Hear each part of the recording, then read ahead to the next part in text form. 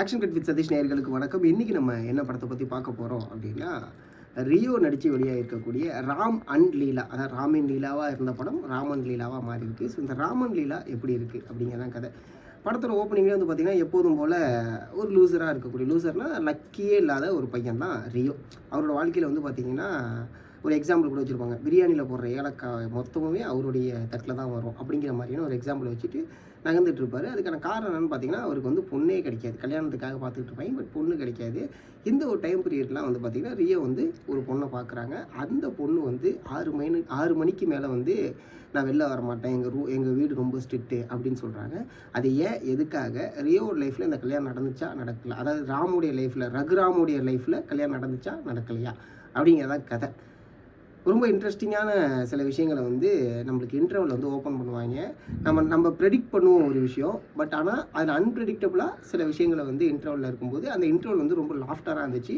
அதுக்கப்புறம் என்னென்னலாம் நடக்குது, எப்படிலாம் அந்த 6 மணி பிரச்சனையை வந்து ஃபேஸ் பண்ண போகிறாங்க, அந்த கான்ஃப்ளிக்ட் எப்படி சால்வ் பண்ண போகிறாங்க அப்படிங்கிறத நோக்கி தான் கதை நகர ஆரம்பிக்குது. படத்தில் வந்து ஒரு பெரிய ப்ளஸ் என்ன அப்படின்னா, இந்த படத்தில் அவங்க எடுத்துக்கிட்ட கான்செப்டையும் கான்ஃப்ளிக்டையும் ரொம்ப லாஜிக்கலான நம்மளை கன்வின்சிங் பண்ணுறதுக்கான சில விஷயங்களை வந்து இந்த படத்தில் வந்து கரெக்டாக வச்சுருக்காங்க. ஸோ அந்த வகையில் வந்து பார்த்திங்கன்னா, இந்த கான்ஃப்ளிக்ட்டு ஒரு ஃபேண்டஸியாக இருக்குது. அந்த ஃபேண்டஸி இஷ்டத்துக்கு பண்ணாமல் அது கொஞ்சம் கன்வின்சிங்காக சில விஷயங்களை பண்ணது வந்து பார்த்திங்கன்னா படத்தோட மிகப்பெரிய ஒரு ப்ளஸ். இந்த படத்தில் இன்னொரு ராம் கேரக்டர் பண்ணிக்கக்கூடிய பாலாஜி, அவர் வந்து இந்த ராமை மீட் பண்ணும்போது, இந்த ராம் கூட ட்ராவல் ஆகும்போது, அதுக்கப்புறம் ஒரு விஷயம் ரிவைல் ஆகும்போது இருக்கக்கூடிய விஷயங்கள், அந்த பிரச்சனைகள் எல்லாமே வந்து பார்த்திங்கன்னா படத்தில் நம்மளுக்கு வந்து ஒரு ஃபன் எலிமெண்ட்டாக அமையுது. அதில் மாற்று கருத்தே கிடையாது.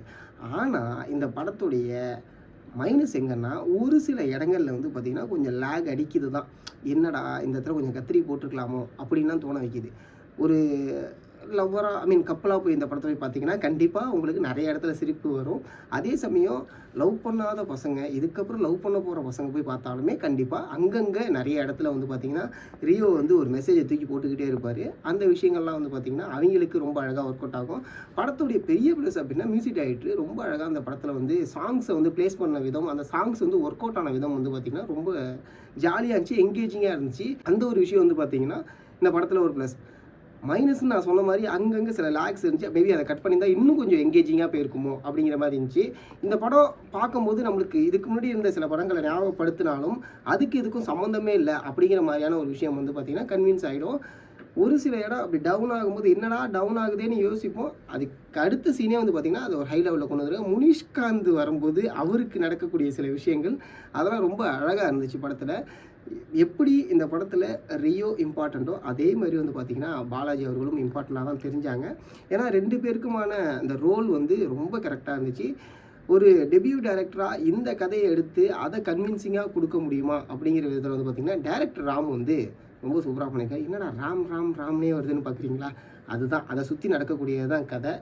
அந்த கதை ஏன்னா நான் சின்ன விஷயத்தை நவுத்தினாலும் ட்விஸ்ட்டே முடிஞ்சிடும், ஒரு மிகப்பெரிய ஸ்பாய்லர் ஆகிடும். ஸோ அதனால தான் அந்த விஷயங்கள்லாம் இல்லாமல் இந்த ரிவ்யூவில் நம்ம பார்த்துட்ருக்கோம்.